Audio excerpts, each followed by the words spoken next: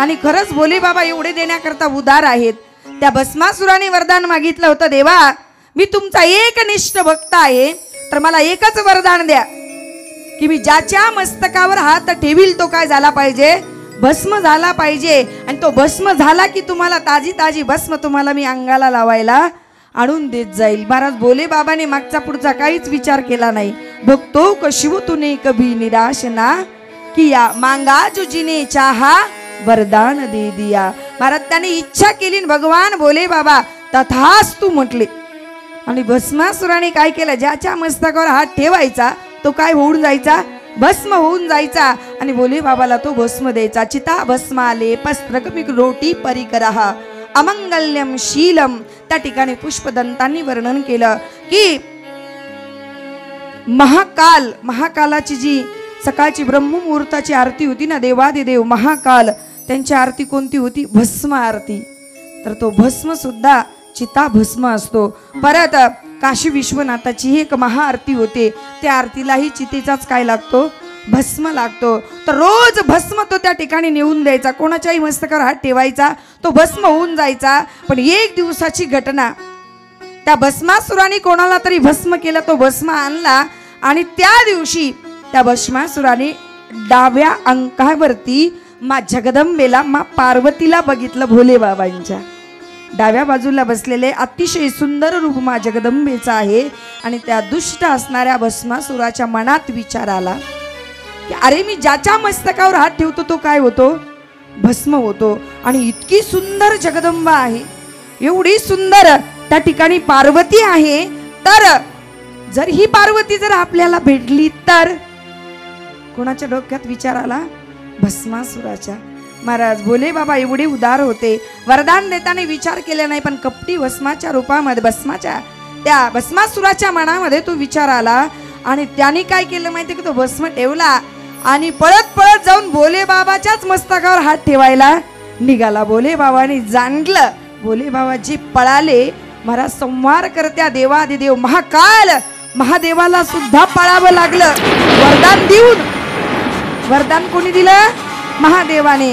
आणि आपणच भस्म व्हायची भीती वाटू लागली। पुढे भगवान महादेव, मागे भस्मासुर, पुढे भगवान महादेव आणि महाराज। मग नंतर महादेवाने महाराज करुणाकर असणाऱ्या नारायणाचं ध्यान केलं, हे विष्णू काहीतरी करा म्हणून भगवान नारायणाने त्या ठिकाणी मोहिनी अवतार घेतला। आणि एवढी सुंदर ती मोहिनी छम छम छम छम छम छम छम छम करत आली आणि भस्मासुराचं लक्ष त्या मोहिनीकडे गेलं। आणि महाराज त्या भस्मासुराला एक क्षणाकरता महादेवाला विसरलाच तो भस्मासुर। तो म्हणायला लागला महादेवापेक्षा तर ही सुंदर आहे, म्हणून ती मोहिनी इतकी सुंदर नृत्य करायला लागली। भगवान विष्णूच्या रूपातली मोहिनी एवढी सुंदर नृत्य करायला लागली। तिने पाय हलवलं की भस्मासुर पाय हलवायचा, हात हलवला की याने हात हलायचा। आणि नृत्य करता करता मोहिनीने काय केलं की आपल्या कमरेवरती हात ठेवला, तसाच भस्मासुराने आपल्या कमरेवरती हात ठेवला। मोहिनीने आपल्या खांद्यावरती हात ठेवला, तसंच भस्मासुराने खांद्यावरती हात ठेवला। मोहिनीने गालावर हात ठेवला, तसंच भस्मासुराने गालावर हात ठेवला। मोहिनी गोल गोल फिरली, भस्मासुर गोल गोल फिरला। आणि फिरता फिरता मोहिनीने परदेशी स्वतःच्या मस्तकावर हात ठेवला, तसाच भस्मासुर गोल गोल फिरला आणि स्वतःच्या डोक्यावर हात ठेवला आणि भस्म झाला।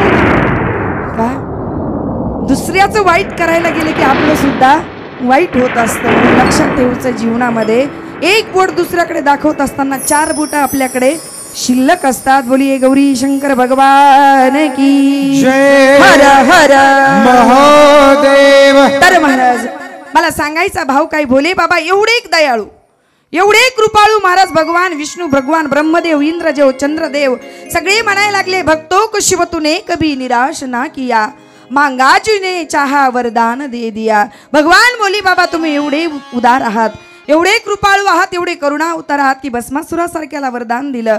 आज आम्ही सर्व त्रैलोक्यातले देवता तुमच्या पुढे प्रणाम करत आहेत। पाही माम देवा प्रगट व्हा। आणि तेवढ्यामध्ये पार्वती बरोबर भगवान परमात्मा त्या गुफेमध्ये विहार करत होते।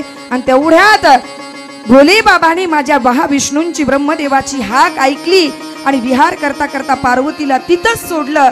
आणि भोले बाबा त्या गुफेच्या पुढे काय झाले, प्रगट झाले. बोलिये देवादिदेव महादेव भगवान की जय. सगळ्यांनी जय जयकार केला. महाराज महादेव प्रगट झाले.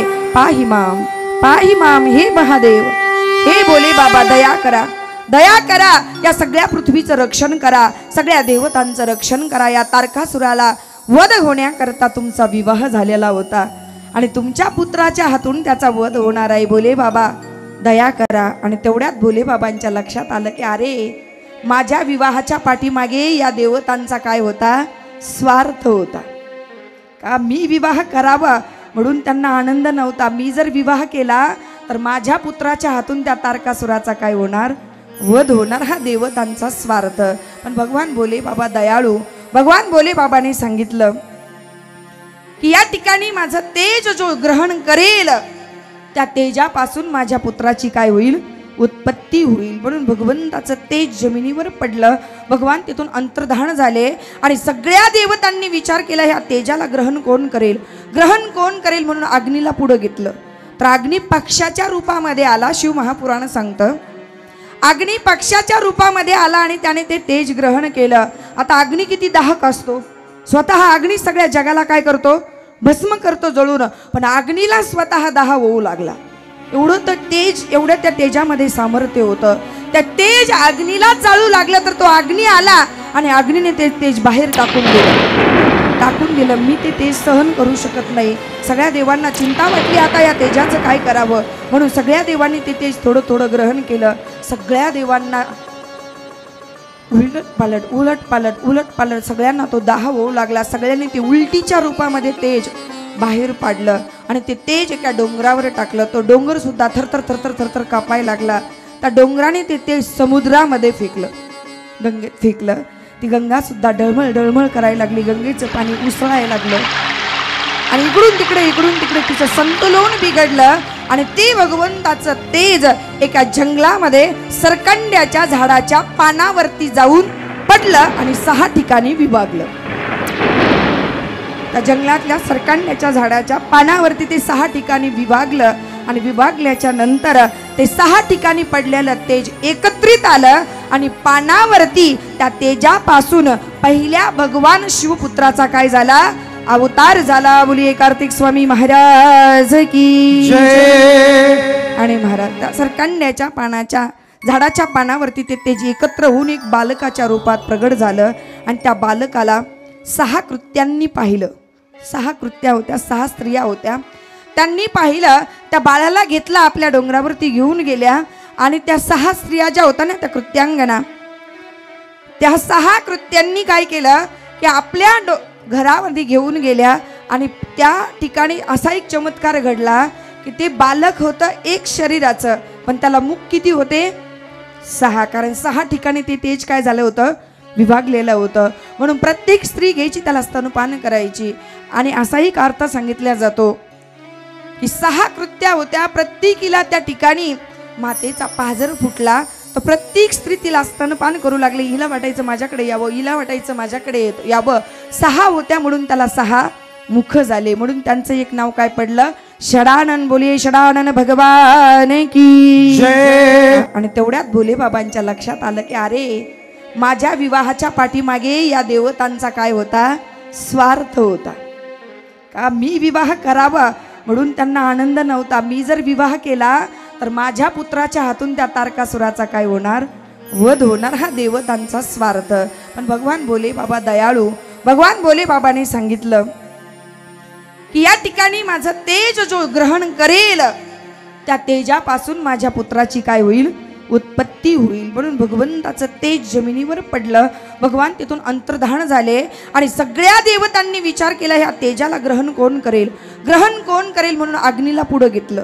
तर अग्नी पक्षाच्या रूपामध्ये आला. शिव महापुराण सांगतं अग्नी पक्षाच्या रूपामध्ये आला आणि त्याने ते तेज ग्रहण केलं. आता अग्नी किती दाहक असतो. स्वतः अग्नी सगळ्या जगाला काय करतो, भस्म करतो जळून. पण अग्नीला स्वतः दाह होऊ लागला. एवढं तर तेज, एवढं त्या तेजामध्ये सामर्थ्य होतं. त्या तेज अग्नीला जाळू लागलं तर तो अग्नी आला आणि अग्नीने ते तेज बाहेर टाकून दिलं. मी ते तेज सहन करू शकत नाही. सगळ्या देवांना चिंता वाटली आता या तेजाचं काय करावं. म्हणून सगळ्या देवांनी ते तेज थोडं थोडं ग्रहण केलं. सगळ्या देवांना उलट पालट सगळ्यांना तो दाह होऊ लागला. सगळ्यांनी ते उलटीच्या रूपामध्ये तेज बाहेर पाडलं आणि ते तेज एका डोंगरावर टाकलं. तो डोंगर सुद्धा थरथर थरथर थरथर कापायला लागला.